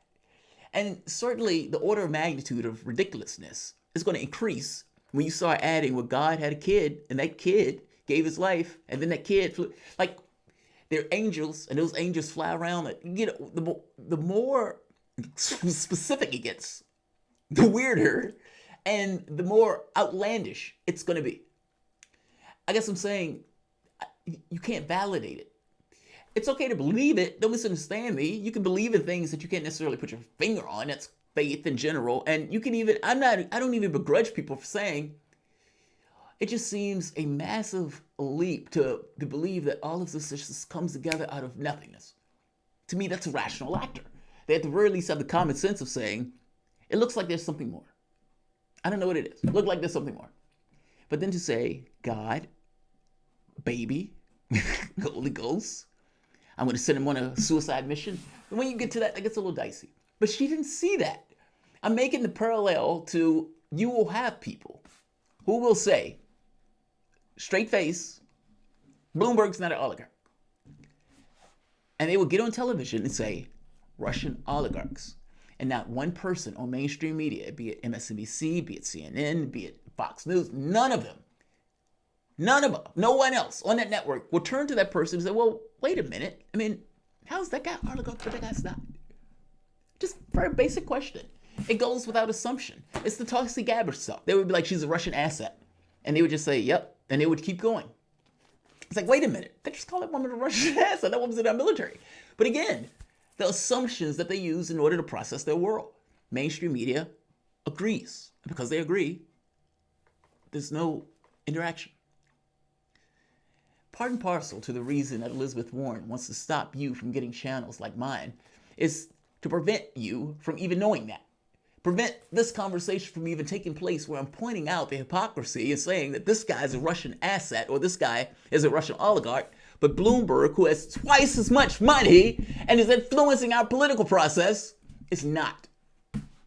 Nonsense. It's gaslighting on its face. It's gaslighting on its face. And mainstream media, for the most part, would never touch it. They would never touch it. They would never touch it. It's fucking aggravating. Especially now, working at Sputnik, it makes it that much more aggravating. All right, the results haven't changed. Still 1.93%. We're kicking around doing the news. Con tossing, pretty much con tossing. The fix is in. Steve Troska. Let's not be overly cynical yet. Let's not be overly cynical yet. Take your bong hits. We're going to be here for a while. Do your thing. Just chill out. Like, put the black light on and just mellow out. Listen to the sound of my voice as we talk about this stuff. Whether we win or lose, I will be here with you, absorbing that with you, that impact or that celebration. Hopefully, it will be a celebration. Buttigieg, but hopes he can maintain that. But again, this is only 2%. There's 98% to go. In fact, 98.3% to go. 98.1, I'm sorry, 0.1% to go. 1.7. We're going to be here a while. We're going to be here a while. Let's see. Check out all the Bloomberg campaign contributions. Yeah, I showed those. I did show those. Jamal, Bernie has had his own app for the caucus numbers. He anticipated the cheating. Nice. The DNC asked for a meeting to get the numbers from Bernie. No way. Are you serious? Oh, I have to find that. That's awesome. That's awesome. Yeah, that's funny. Yeah, I mean, he's doing his thing, man. He's doing his thing. Let me see. DNC numbers. DNC gets numbers from Bernie. All right, so the Hill seems to be off. All right, yeah, the Hill seems to be off. All right, let's see. DNC gets numbers from Bernie.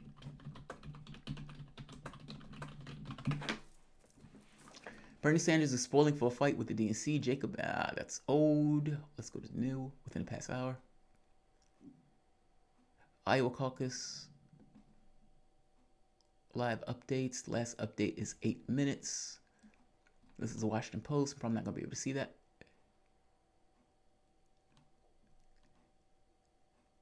Oh, who is this? Heavy.com election results. Man, I am so interested in the second showing of these results. Because I got to be honest, Biden, this is make it or break it for him. Like, honest, no bullshit. He has to do well. He doesn't have an option of doing well. The whole reason Bloomberg is in the race, the whole reason people are still talking about, God, I don't like this Phil. Chris Matthews. Let me find Chris Matthews. I think that's where I was going before I stopped. But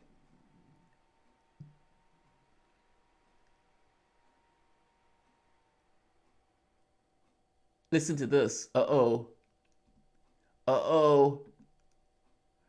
Developing story. Iowa State Democratic Party spokesman tells NBC News that it's putting the caucus data through quality control procedures out of an abundance of culture and currently has no timetable for when any results will be released. Fix. Let's call that a fix. We're going to fix the results. We're going to fix the results. That's amazing. That's amazing. It appears Sanders, Biden, Buttigieg, and Warren had a shot at leaving Iowa with the most delegates. Well, yeah, but for whatever reason, the Democratic Party is, quote unquote, quality checking the results. Yeah.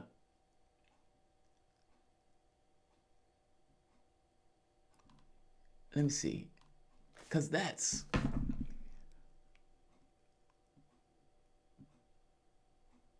Man, that's astonishing.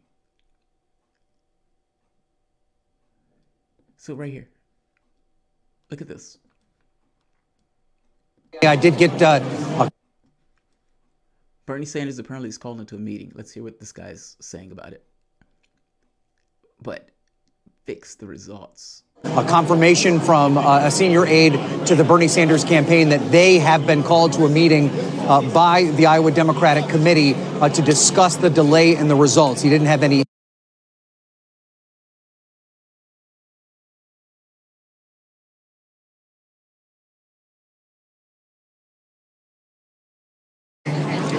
Jake, actually, just in the last few seconds as you were waiting to come for me, I did get a confirmation from a senior aide to the Bernie Sanders campaign that... Actually, Bernie was called into a meeting because apparently the results were delayed. God, how incompetent can you be? How incompetent can you be? How do you fuck that up? You had one job. You had one job. After 2016, you had one goddamn job. Meaning, you have an election, you let the election be transparent, don't fuck around with it, and just let the results be what they be. The Iowa the registry poll gets canceled because Buttigieg bitches about it. And now, for whatever reason, they're so incompetent that they can't get the results right. How hard is it to get the goddamn results? Why is that difficult for you? And then they're calling Bernie Sanders in. Why are you calling Bernie Sanders in? Why? Bernie Sanders is not going to help you. Here we are. Let's see. What is this? All right. This is the data that Bernie's precinct captain has been collecting. So let's see. What is this? I can't see that. This app is a lot. All right. Sanders 24, Warren 19, Biden 15, Klobuchar 11. What is this? That's at WL1-5. I don't know what that means. I guess these are different precincts. Oh, I see. Sanders get 1, Warren gets 1. These are the people. Okay, so these are the voters who didn't meet qualification, in which case they moved on to the other voter. So apparently Sanders has been keeping track of this stuff. Good. He should. Considering what took place the last time around, he should. Excellent. And he should be paranoid.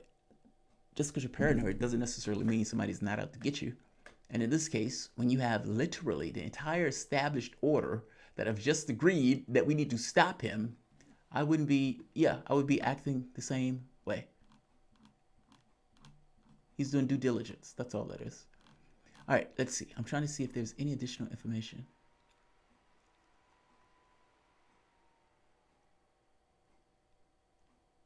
Oh, wow. Look at this one. All right.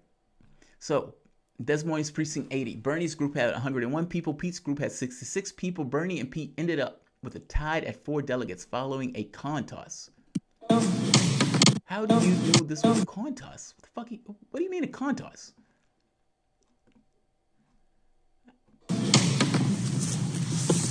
Tails. There you go. You get the delegate. How many do we? Tails. There you go. You get the delegate. What do you mean he gets the delegate? What do you do? What? What did I just say? How do you have a coin toss? What the fuck? So, yeah, how do you have a coin toss? The only way that makes sense is if it's literally even. But this is a vote total. 1, 2, 3, 4. 1, 2, 3. Discusses more. Why do you need a coin toss? That just seems so weird and ridiculous to me. Why do you need a coin toss? You need to do better, Iowa. Do better, Iowa. And they gave that delegate to Buttigieg. Do better, Iowa. That sucks. That absolutely sucks. There should not be no situation in an electoral process where the person says, all right, let's just flip a coin. Fuck it. We can't solve this on our own. We can't solve this. We need to, flip a coin for this. All right, let's see. I want to find Matthews effectively almost crying this morning and owning up to looks like Bernie's going to take this. All right, this is Biden being handsy. And this is... I've went over the polling with you guys, so I'm not going to go into the polling again.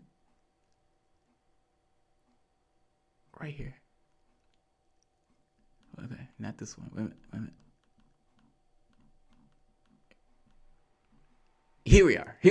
This is it. Listen to Matthews. Matthews is working some shit out on national TV live. He's coming to the conclusion that, oh my God, it could be Sanders. And he's going with this McGovern stuff. You're not in the time frame of McGovern, Chris. Times literally do change. And as times change, and as the environment, within the context of that time changing, people conform and respond to the environment. If you're going to have income inequality, if you're going to have high cost of healthcare, high cost of college, people making less, or at the very least just going even, when you have a top 1% going through the stratosphere, yes, a socialist screaming out that we need to take on the billionaire class, that message becomes receptive, especially if you're one of the 45% of the people on a minimum wage or a low-wage job. Chris doesn't have to worry about those things. Chris Matthews would never have to worry about those things. The rest of us do. All right, Chris. This field, I think they got to find a candidate for president that can beat Trump. And you don't think anybody in this field I'm can looking. beat Trump? I'm still looking. Still looking. What's the problem? Obvious problems. They're all problems. Bernie Sanders is not going to be president of the United States. Okay? I went back to the 72 race. I was a young volunteer. Save this video. Save this video. Save this video. Clinton supporter who thought, by the way, if we're going to listen to his prognostication, let's go into his judgment. The guy who thought that, McCain, a Republican and a Democrat running as president and vice president would be the greatest thing since sliced bread. That guy. The guy who, if you ask him, Kerry lost. Clinton lost. The reality show host lost. She lost, in fact, as the most established candidate ever. Chris Matthews sucking her toes in the interview that they had in the last election. Meaning in 2016, when he got the opportunity to talk to Clinton, he was sucking her crusty fucking toes. And now, after that person lost, with the stink of her feet in his mouth, he comes out and says, Bernie Sanders is never going to be president of the United States. You know who also lost? Your wife. Your wife lost. She lost to a burner. He lost to a burner. Chris Matthews is just angry and bitter and vindictive because his wife lost to effectively a lefty. To be fair to Chris Matthews, yes, I'm being a little spiteful, but to be fair to Chris Matthews, if he was around during McGovern, like all of us, we get influenced by the times to which we live. Oh, this music sounds better, this other music sucks. Why? You're ensconced in that particular time period. The truth of the matter is, none of it matters. Or whether it sucks or not, it's just kind of a group opinion or the opinion of a particular individual. You may go to metrics and mechanics and everything else, but when you get into the notion of what sounds good, I can sit here and listen to screaming at the top of their lungs as long as there's a melodic thing to it. I can listen to Rainier Maria rock the fuck out, just feminism, unbridled womanism. My wife is like, God, what the fuck is that? To me, that sounds fucking awesome. I can listen to Thursday screaming at the height of their lungs. What is it? If I should slit my throat with one last gasping breath, I'd apologize for bleeding on your shirt. Like, I can listen to that. My wife hates that. By the same token, I can listen to stuff she likes and be perfectly content. That stuff is dependent upon the individual to some degree. However, it's also dependent upon how that person was raised, what that person was raised in, what that person is used to, etc., etc., etc. Chris Matthews is in a situation where he grew up during the time of McGovern, and McGovern got slaughtered. Now, his perspective of the world could be ruled and governed by that perspective. The problem with that perspective, though, is he's not taking into account the fact that the public has changed. People change with the times. Think of what Republicans were like during Eisenhower, who, was fighting for the New Deal. Think of what they were like during the FDR period, where you had this kind of politics where they were saying the exact same thing that Chris Matthews is saying right now. I'm making a point to you that as your society and environment changes, the people also conform to the environment, especially with these kind of natural human impulses of fairness and justice and not wanting to be fucked over, not wanting to be in difficult straits, etc. The McGovern argument doesn't fly because the McGovern argument pretends as if the exact same factors were around when McGovern was in office.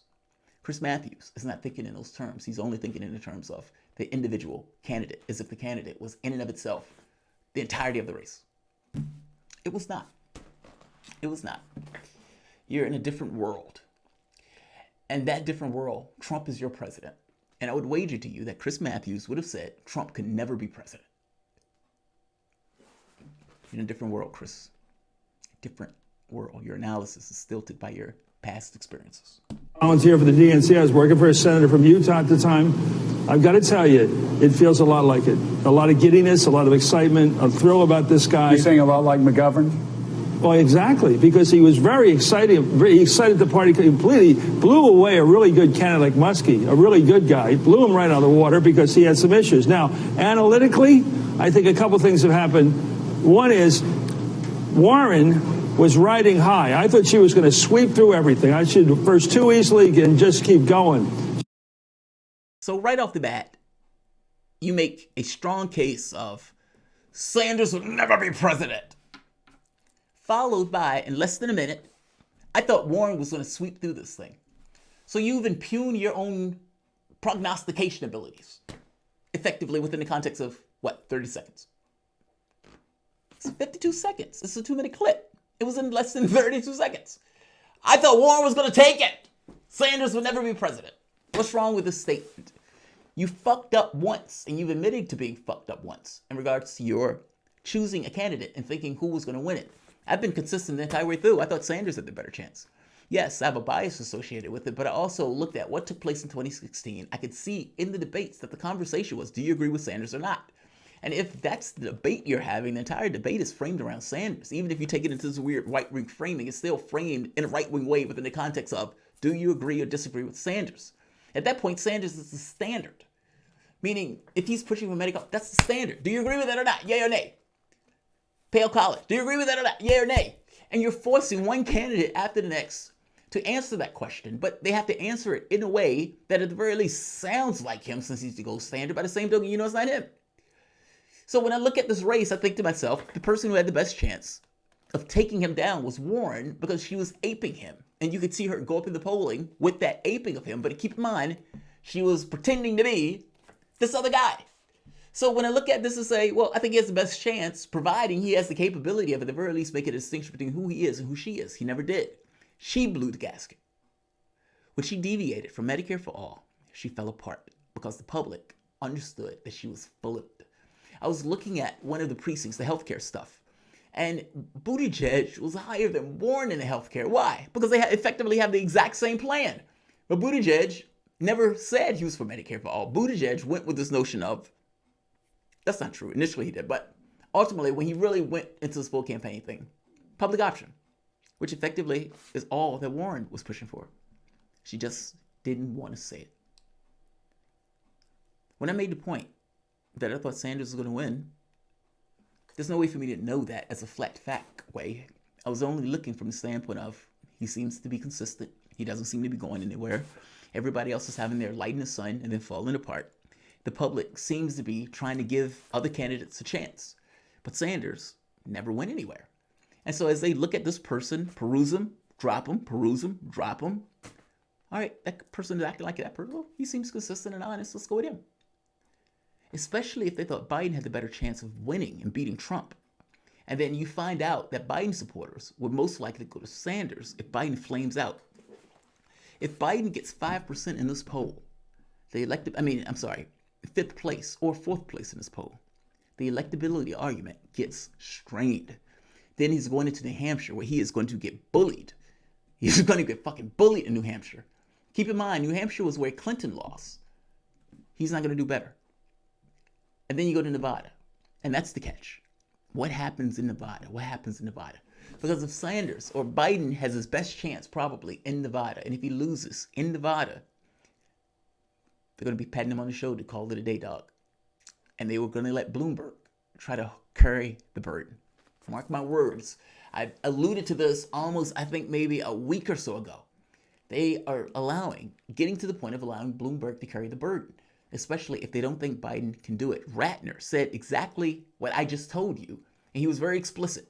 Bloomberg can be part of the Stop Sanders coalition. He can play a role in that. Making the point that I'm not taking points from Joe Biden. Joe Biden is taking points from Joe Biden. Meaning if Joe Biden can't show us something in the first few states to show us that he can hold this down, throw the towel at him, call it a day. And the billionaire subsumes the spot. Let's let her finish.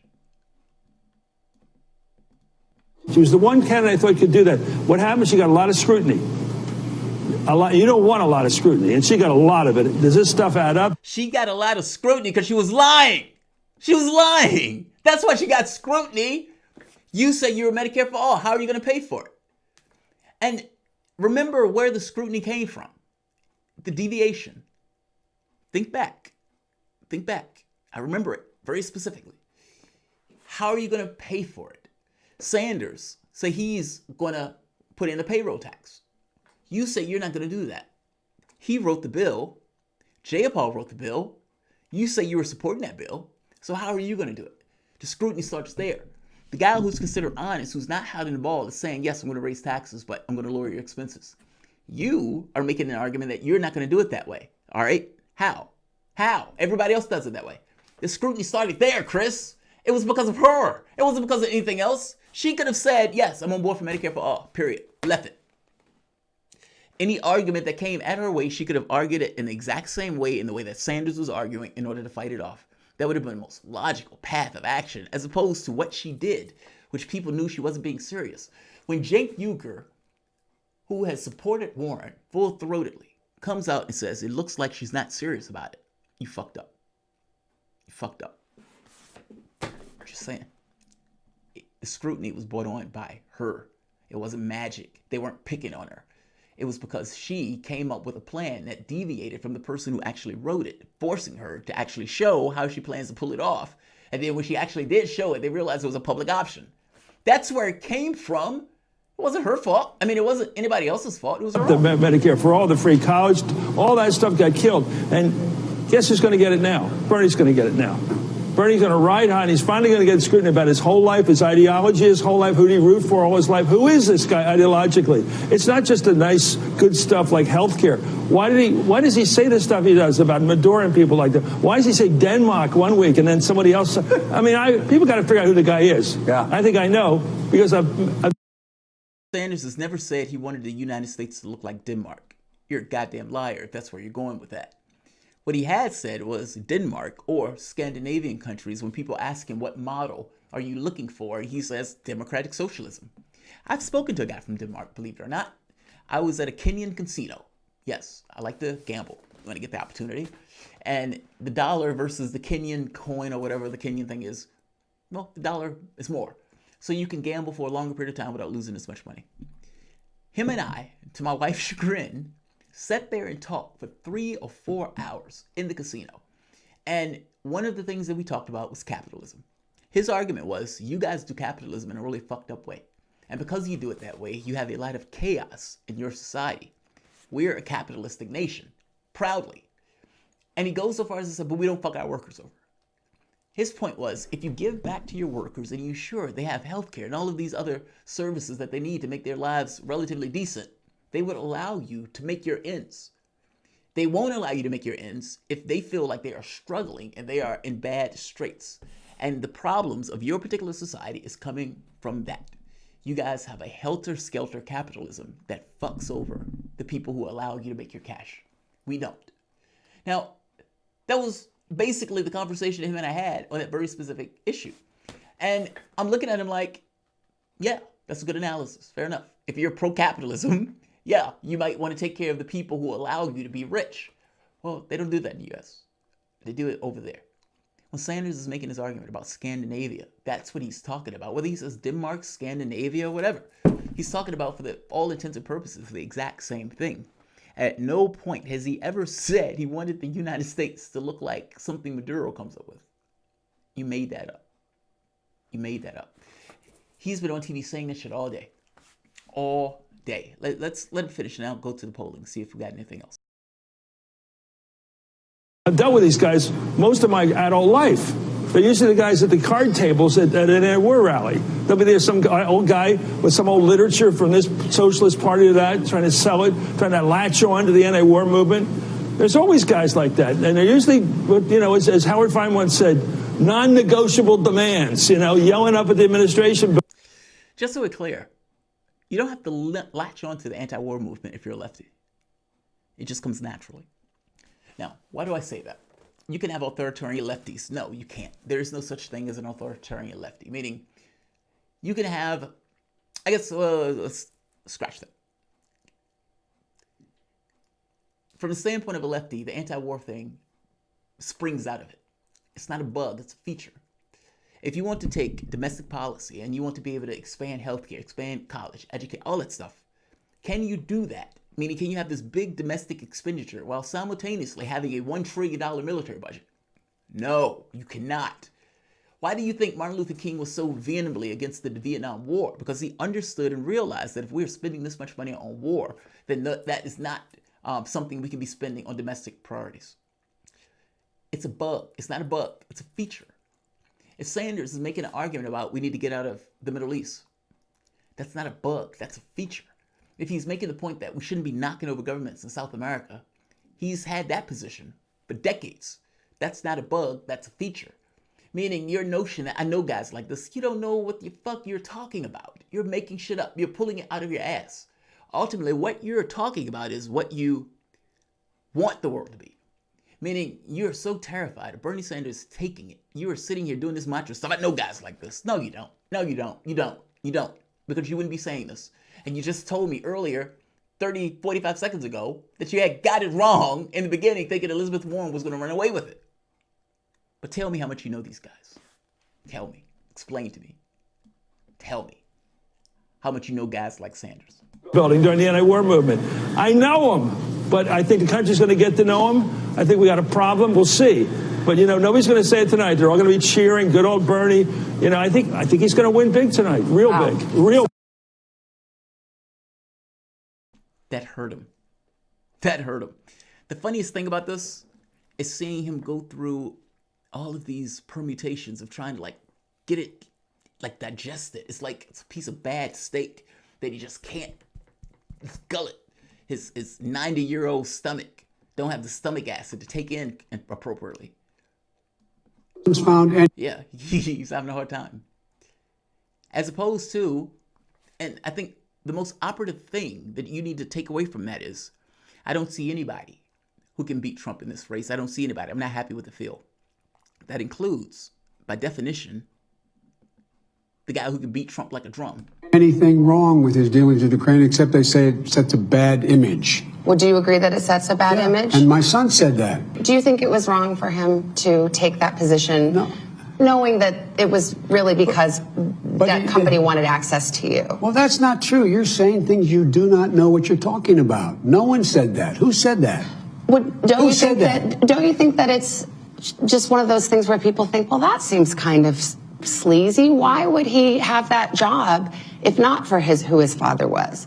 Because he's a very bright guy. And no one's found anything wrong with his dealings with Ukraine, except they say it sets a bad image. Well, do you agree that it sets a bad image? And my son said that. Do you think it was wrong for him to take that position, knowing that it was really because that company wanted access to you? Well, that's not true. You're saying things you do not know what you're talking about. No one said that. Who said that?